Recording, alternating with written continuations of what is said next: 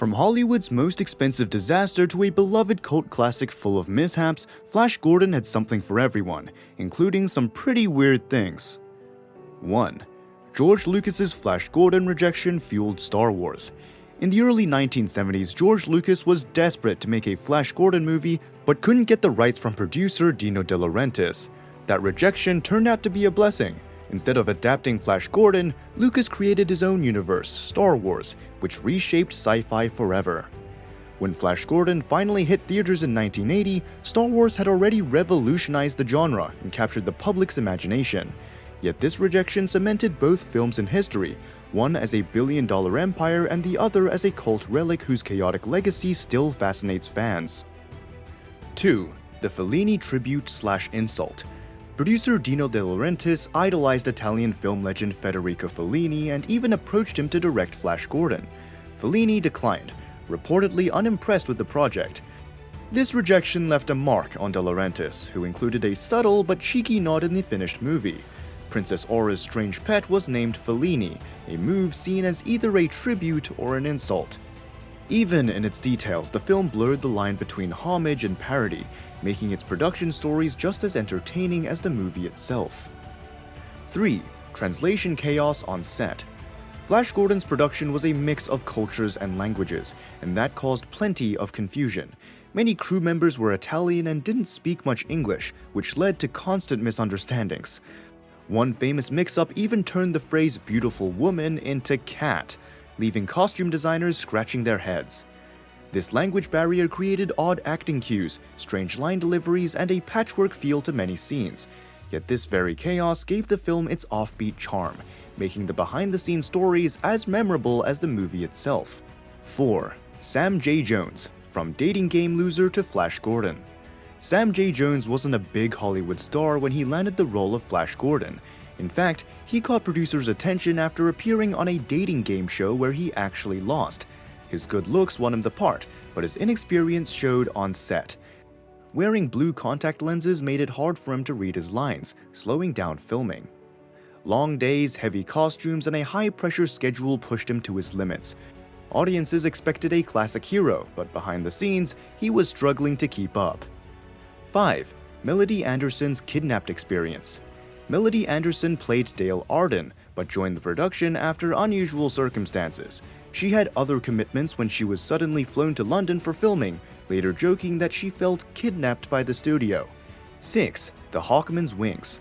The Hawkman's flying scenes are some of Flash Gordon's most memorable visuals, but behind the cameras, they were a nightmare. The giant wings actors wore were heavy, stiff, and painfully strapped to their backs. Sitting down wasn't possible, so in between takes, many had to lie on the floor just to rest. The discomfort shaped the awkward, jerky way the Hawkman moved on screen. For hours under hot lights, the cast endured sweat, back pain, and bruises just to bring the spectacle to life. 7. The film's star vanishes in the middle of production. Just when the shoot was hitting its stride, Sam J. Jones abruptly left during the Christmas break after clashing with producers. His sudden exit left major scenes unfinished and threw the production into disarray. With their lead actor gone, the filmmakers had to improvise. They used a voice double to complete Jones's dialogue and stitched together existing footage to cover missing shots.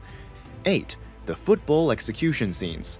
One of Flash Gordon's most famous moments, the bizarre football scrimmage fight. It wasn't even in the script. It happened on set when actors started improvising, using guards as blockers and tossing fruit like footballs. The scene turned into a surreal mashup of sports and sci-fi combat. Director Mike Hodges decided to keep it, realizing it perfectly matched the film's chaotic, over-the-top style. 9. The costumes trumped story. The Flash Gordon's costumes were as wild as its sets. Over 600 were designed, each more elaborate than the last. But instead of helping the actors, these outfits often got in the way. Many were stiff, heavy, and hard to move in, forcing director Mike Hodges to change camera angles and shots to accommodate them.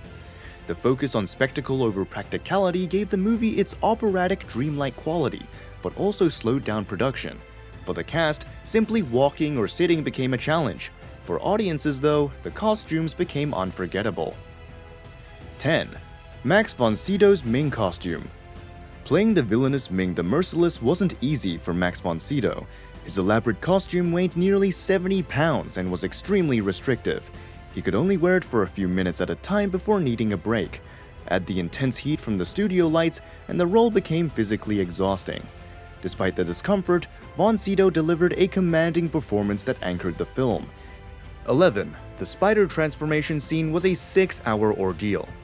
Melody Anderson faced one of the most grueling parts of the production with the spider transformation scene. The makeup alone took 6 hours, and the headpiece weighed 25 pounds, putting serious strain on her neck and body. Exhausted and uncomfortable, she endured long hours just for a single scene. To make matters worse, the sequence was ultimately cut from the final film. This wasted effort became a symbol of Flash Gordon's chaotic production, elaborate ideas that often didn't make it to the screen.